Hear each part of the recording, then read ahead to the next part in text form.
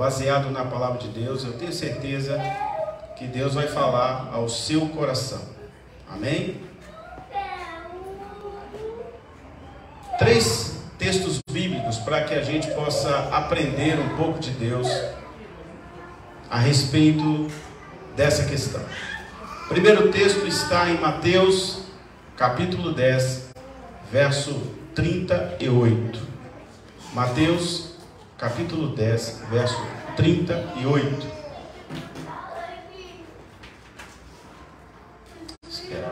Bom, tá ali, ó. Diz assim: e quem não toma a sua cruz e não segue após mim, não é digno de mim.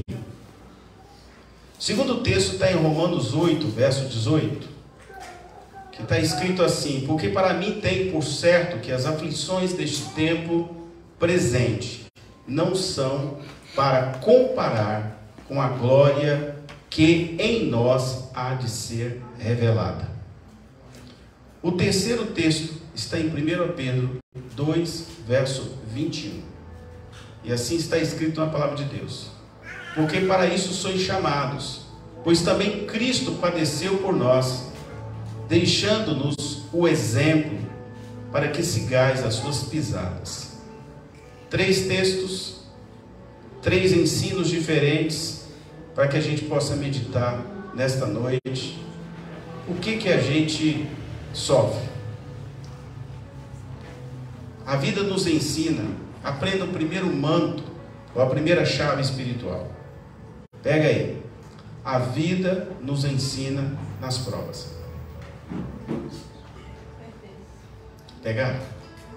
A vida nos ensina nas provas. Por que sofremos?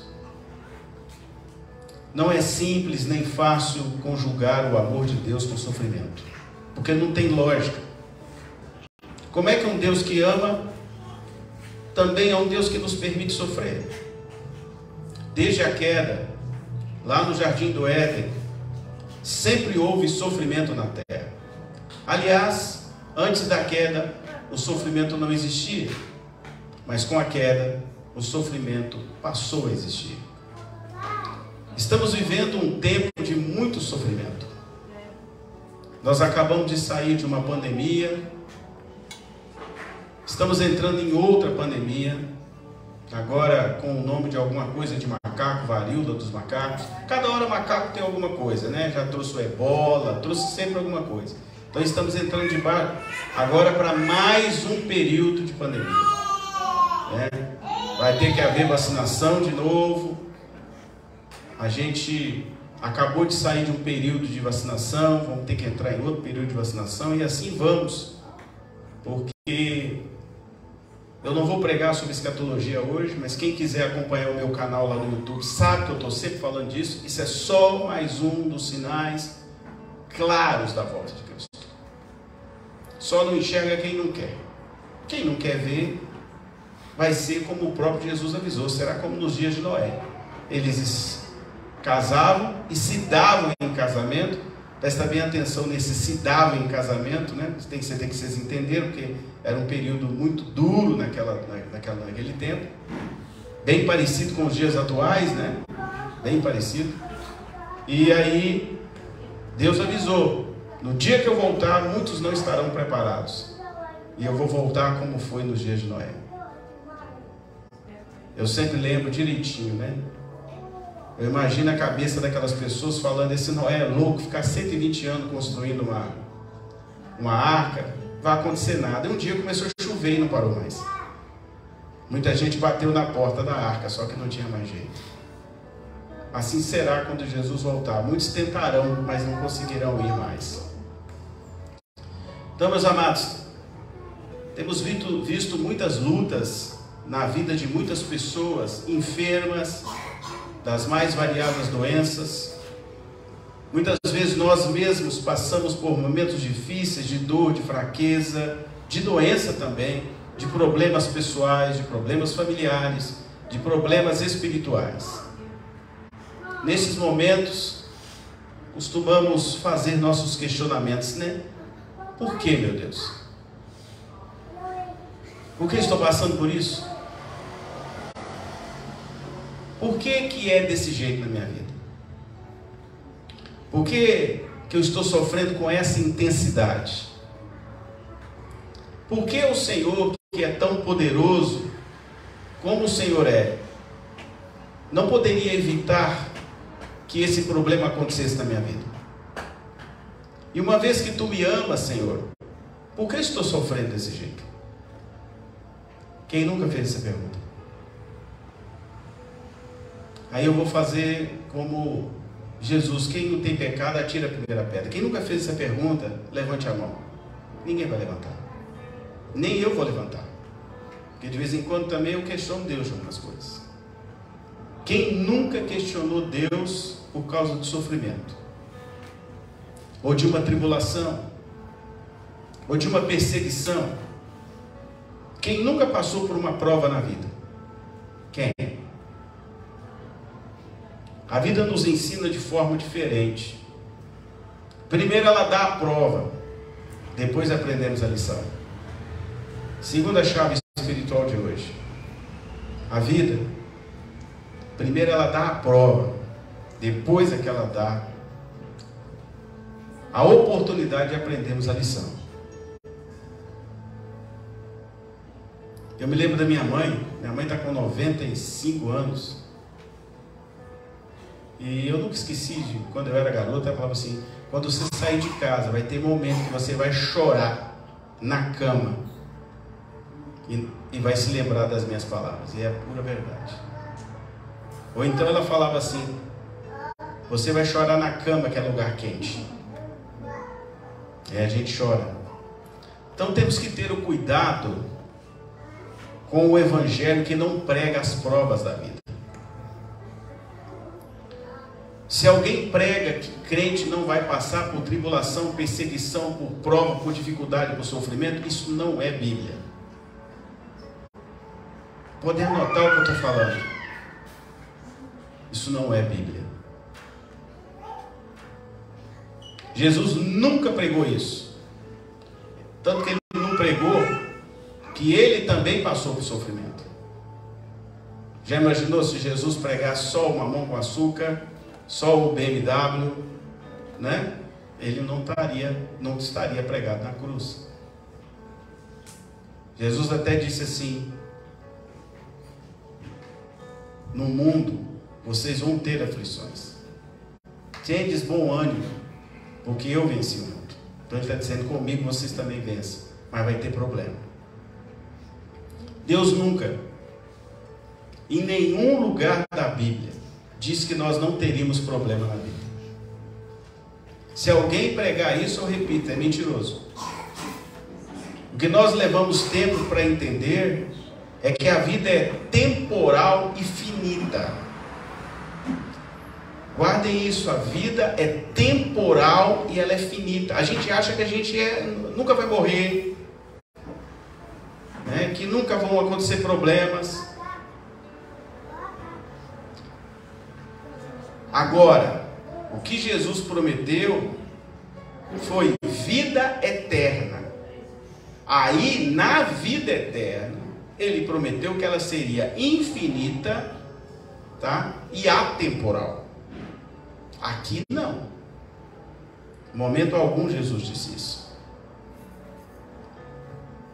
Eu vou pegar aqui o episódio de Lázaro. Muita gente conhece o episódio de Lázaro, né? Jesus estava num lugar, o amigo dele ficou doente, eles mandaram avisar Jesus levou 3 dias para chegar.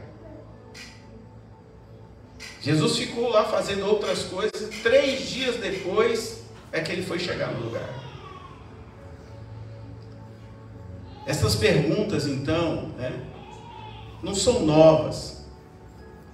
E encontramos essas mesmas perguntas na boca de pessoas da Bíblia também. Quando Lázaro ficou enfermo, e as suas irmãs mandaram um recado para Jesus, e Jesus, como eu disse, não veio logo, atendendo assim as expectativas de Marta e Maria, né? Claro que quando Jesus chegou mais tarde, 3 dias depois, Lázaro já estava sepultado. Aliás, já estava em estado de putrefação. Porque certamente, quando Jesus chegou, as meninas falaram com ele, né? Jesus, por que você não veio antes? Ele morreu, já está sepultado. Como vocês acham que Maria e Marta olharam para Jesus quando ele chegou? Atrasado, 3 dias depois. O que vocês acham que estava no coração delas?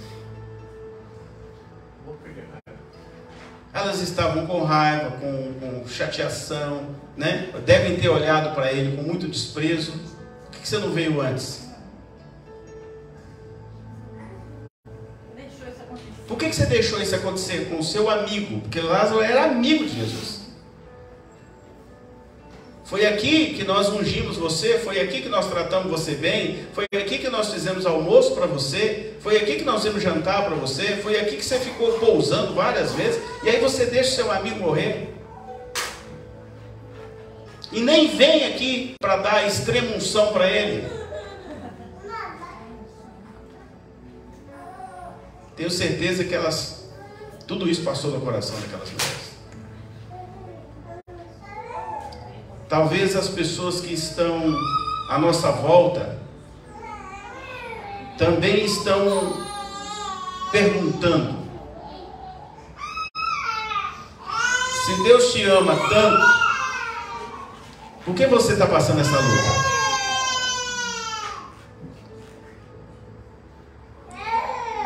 Entendeu o que eu estou falando?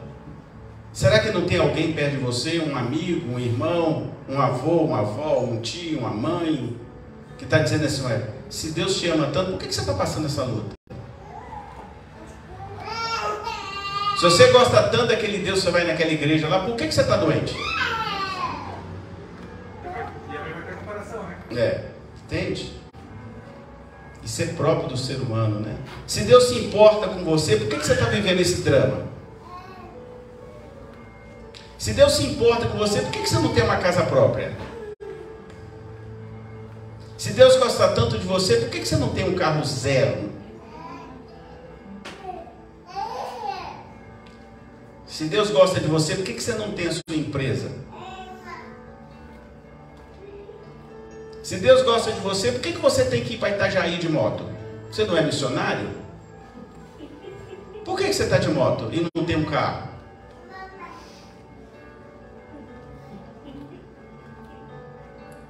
Se Deus ama você, Leandro, por que você ainda não tem uma churrascaria sua, já que você é bom de fazer carne?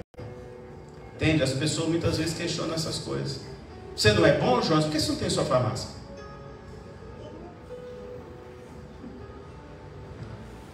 Na verdade, muitas vezes nós mesmos perguntamos isso para Deus. Quando Deus está nos moendo, quando Ele coloca a gente dentro da moenda celestial, nós questionamos muitos porquês. Por que eu estou passando por isso? Por que eu estou passando por aquilo? O que não invalida nós pedimos a intervenção divina em nosso favor de forma nenhuma. Deus não se importa da gente orar e pedir Ele para nos livrar, não. Deus não ficou triste quando Maria e Marta lamentaram o atraso de Jesus. Elas lamentaram. Deus não ficou triste, era um direito delas. Mas Jesus, por que o Senhor não veio antes, né?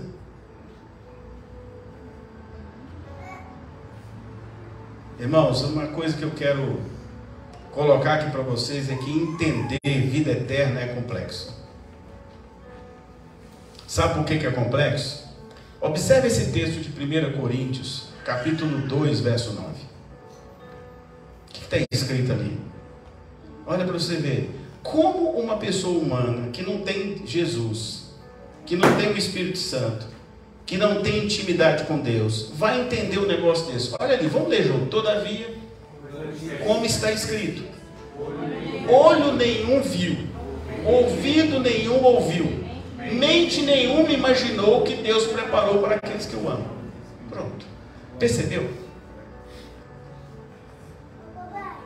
A sua mente não sabe. O seu olho não viu. O seu ouvido não ouviu. o que Deus preparou para aqueles que... Quem? É todo mundo? Está escrito todo mundo ali? Para aqueles que o amam. Viu a diferença? Isso aí eu estou tirando da Bíblia. Nem olhos viram, nem ouvidos ouviram, nem jamais penetrou no coração humano que Deus tem preparado para aqueles que o amam. Isso é uma questão de fé. Você só consegue perceber isso pela fé.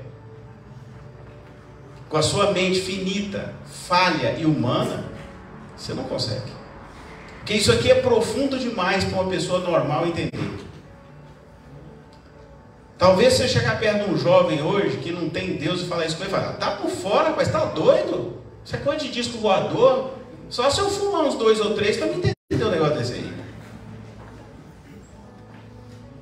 Porque isso é muito doido mesmo. Isso aqui é para doido. Porque isso é loucura. O que a Bíblia diz? A sabedoria do homem não entende a loucura de Deus. Não dá para entender. Porque é muito profundo. Coisas de Deus são muito profundas para serem entendidas com a nossa mente humana. Então assim, se você olhar para essa frase, tá, mas eu não estou lá, como é que eu vou perceber um negócio desse? Só se percebe isso pela fé. Não tem outro jeito.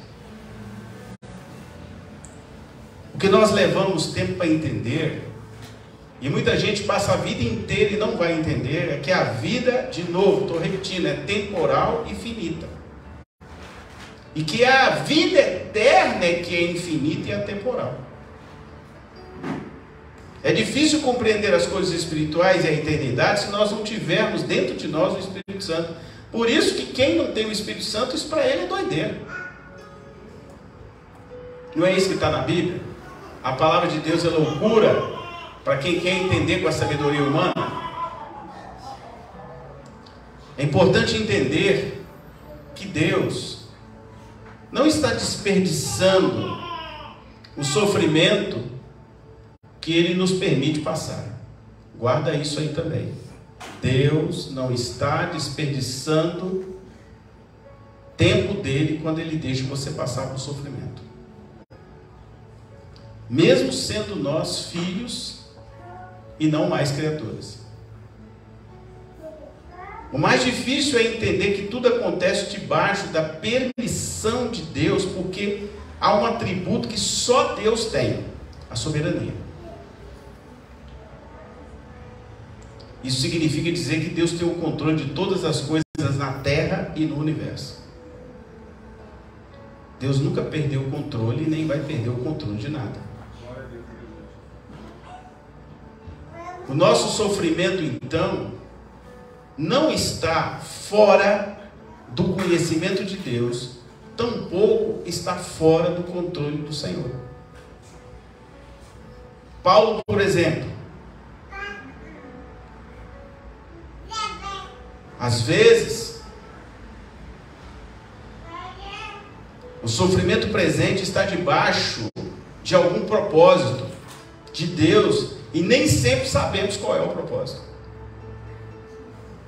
A Bíblia nos adverte que Jó não sabia o porquê do sofrimento dele. Tampouco Paulo, quando Deus colocou um espinho na carne de Paulo. Mas Paulo, o homem que foi ao terceiro céu, o homem que orava e as pessoas caíam, Paulo. Deus colocou um espinho na carne dele. A Bíblia diz, eu te coloco um espinho na carne para que você não ensoberbeça. O espinho tinha um propósito. É para que ele não se ensoberbecesse com tanto de poder que aquele homem tinha, que até a sombra dele curava. Então, já que, para que você não seja traído pela própria soberba, eu vou te colocar um espinho na carne. E Jó, coitado, não tinha nada com isso. O diabo foi lá falar mal dele lá. Aquele fofoqueiro foi lá fofocar com Deus. Deus falou assim: eu conheço Jó, conheço o coração dele. Vamos fazer o seguinte: eu conheço tanto Jó que eu vou deixar você tirar tudo dele, mesmo você não toca na vida dele, o resto você pode fazer. E lembra de Jó? Tiraram tudo dele. Aí ele perdeu a esposa. Lembra da esposa dele? Amaldiçoou o seu Deus.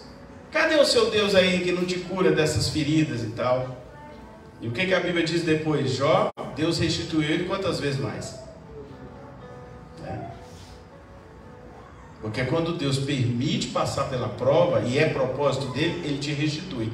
Por isso que passou a ter uma música aí chamada Restitui hoje. Glória a Deus, aleluia. Então, meus irmãos, importante entender aí isso, né? E pensar nisso. Paulo, por exemplo, não foi curado do espinho na carne. Não foi. Mas ele era um homem de Deus. Deus amava Paulo. Era humano, né? Meu Deus, Deus levou aquele homem lá em cima. E mesmo assim, deixou ele com espinho na carne? Sim, deixou. Está na Bíblia, o próprio Paulo fala: Deus colocou em mim um espinho na minha própria carne. Sabe quantas vezes Paulo pediu Deus para tirar o espinho dele? 3 vezes. Deus não tirou. Ele morreu com o espinho na carne. Deus tinha poder para tirar? Sim, mas ele não tirou.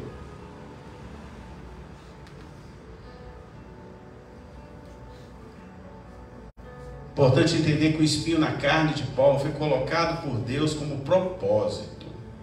Já pensou nisso? Às vezes você tem uma doença que você carrega para cumprir o propósito de Deus, você nem sabe. Olha, Jó, por outro lado, né, foi restituído e curado pelo Senhor, mas sabe quantas vezes Jó pediu a Deus por misericórdia? 16 vezes. Ele já não aguentava mais. Falou: Deus, tem misericórdia de mim, eu não aguento mais. 16 vezes eu clamei ao Senhor por misericórdia, Ele não me atendeu. Dá para você contar? 1, 2, 3, 4, 5, 6, 7, 8, 9, 10, 11, 12, 13, 14, 15. Volta para o 16 vezes. Jó pediu Deus para ajudar ele, para tirar ele daquela situação, e Deus não tirou. Estão entendendo? Jesus também passou por uma situação como essa. Jesus pediu ao Pai para afastar ele do cálice da morte. Lembra dele no Getsemane? Chorando, sangue, falando: Deus, é muito peso. Pai, se possível, afasta de mim esse cálice. Deus afastou? Não. Deus não poupou o próprio filho, que ele mesmo disse assim: esse aí, ó, é o meu filho amado em quem eu tenho prazer. Lembra do dia do batismo? Esse aí, ó, é o meu filho amado em quem eu tenho prazer. Até arrepiei aqui. E esse mesmo pai não poupa o próprio filho e manda ele para a maior execração pública da época, que era a cruz. Nem o pai poupou o filho de sofrimento.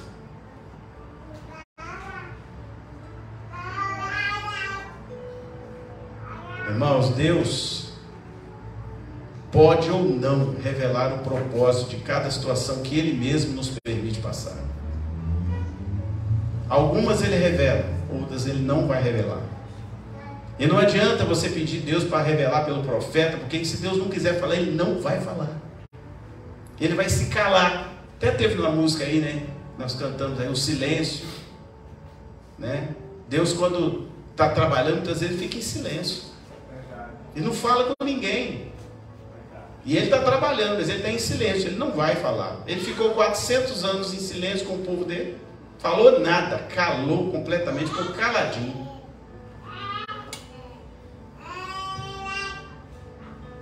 Então, meus irmãos, entender a vida eterna é muito complexo, entender sofrimento é complexo. Lamentar a Deus também não é pecado. Se quer aprender sobre lamentos, pastor, tem lamento na Bíblia? Tá, leia o livro dos Salmos. Hoje mesmo eu ajoelhei ali e eu fui num salmo de lamento para eu lamentar a Deus. Eu estava de joelhos ali, eu estava lamentando em pensamento a Deus. Esse livro de Salmo está cheio de palavras de lamentações. Ah, você quer saber mais de lamentação? Abra o livro de Lamentações. Você vai ver o profeta lamentando. Você vai ver profeta dentro do esgoto, profeta preso. Homem que falava assim, ó, revelava tudo para o rei, mas estava lá no esgoto, estava lá na prisão. Lamentar, reclamar e murmurar é típico do ser humano. E não é pecado. Nós temos livre acesso a Deus em Cristo para clamar, suplicar e orar.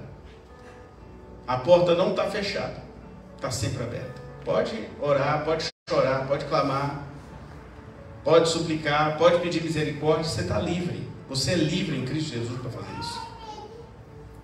Hoje em dia, diante dessa teologia da prosperidade, teologia da confissão positiva, que aliás eu levei um susto hoje, eu vi uma pregação do Benihim hoje, e ele não fala mais sobre teologia da prosperidade, e nem de confissão positiva. Eu levei um susto escutando o Benihim, ele não fala mais aquelas coisas. Você lembra que eu falei para vocês que ele pediu perdão ao mundo, por ter levado o mundo para a teologia da confissão positiva e da prosperidade? Hoje ele pregou, parecia eu pregando, eu falei, gente, não é possível. Pregou só sobre Bíblia, pregou só sobre salvação, levei um susto. Teologia coaching, está cheia delas aí na internet. É por isso que eu não publico qualquer coisa de pastor no meu perfil. Eu tenho medo, porque tem um monte deles aí que não estão professando a Bíblia como ela é. Estão vendendo um Jesus fácil, um Jesus para massagear o ego. Mas o Jesus que massageia o ego, mas o Jesus que bate, eles não querem. Só o que massageia o ego. Aí é fácil, né? Aí fica fácil demais. É os Nutella. Crente Nutella que gosta disso. O Filho de Deus, nessas teologias, não pode sofrer. O Filho de Deus tem que vencer na vida de qualquer jeito. Tem que prosperar. E o que eu gosto da teologia deles é que nós temos que viver o melhor da terra aqui, não é no céu. E Jesus disse o contrário, né?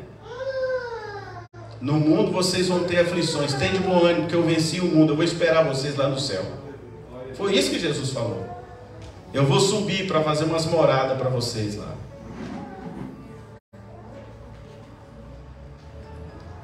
Senão ele não teria falado com aquele homem, de que adianta você ganhar o mundo e perder a sua salvação? Ele não teria falado isso. Ou então ele não teria falado com aquele, vende tudo e dá aos pobres e vem e me siga. Não, ele não teria falado isso. Não, fica com tudo. Espera aí que eu vou te dar mais um monte. Lembra daquele texto?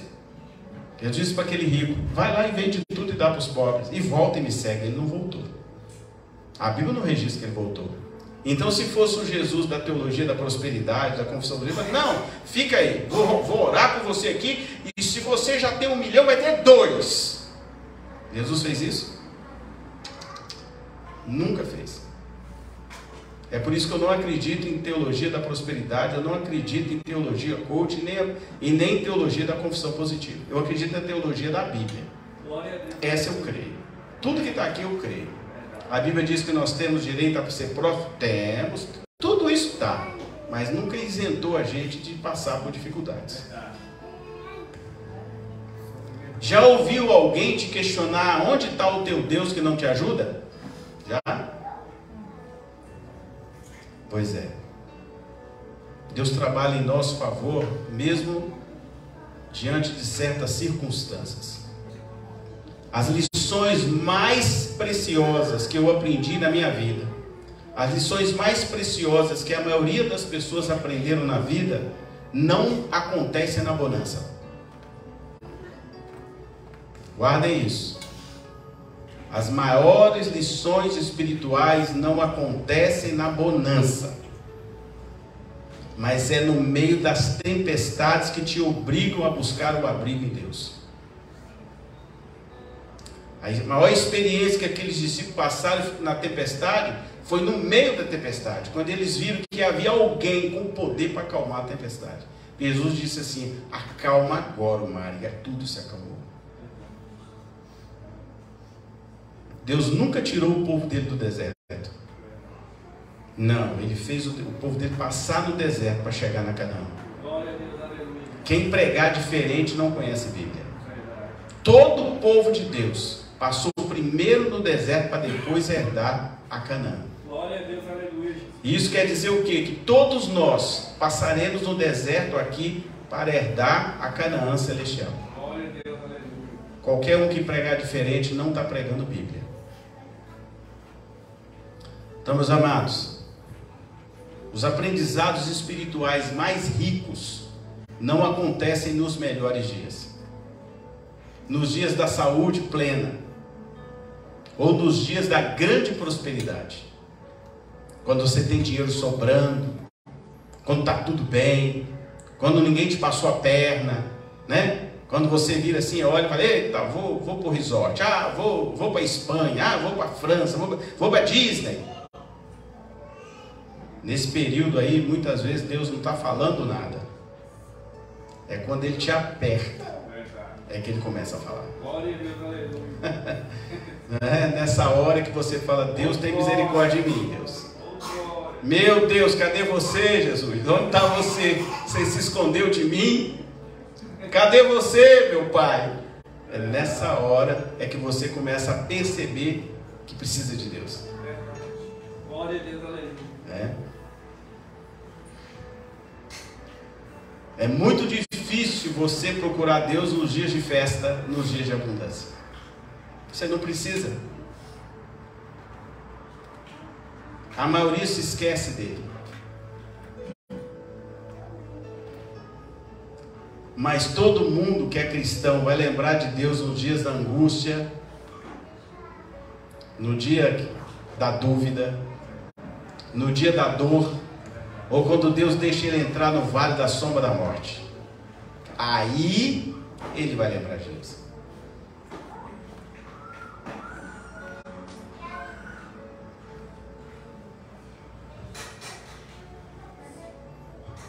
E eu quero deixar mais um manto aqui para vocês.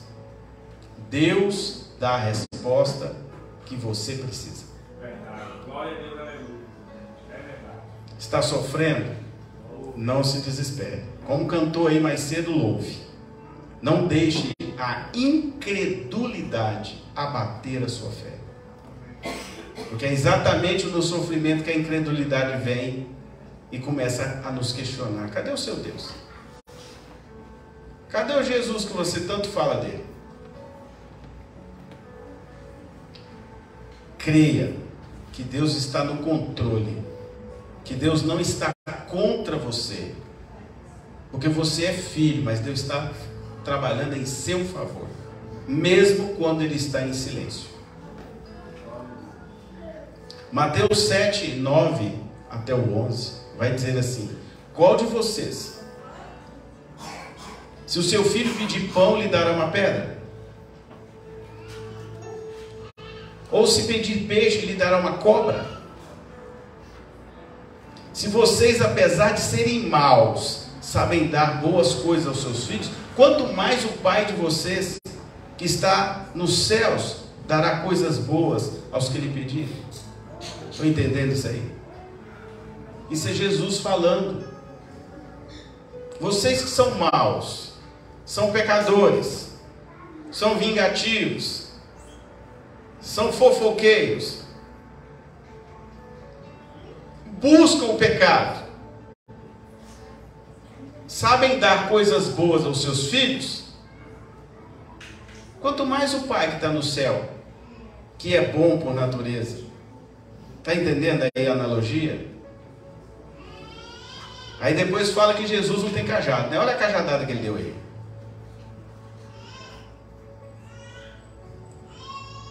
Aprenda aqui mais uma chave espiritual. Hoje eu falei no máximo, no mínimo umas 4 ou 5 aqui.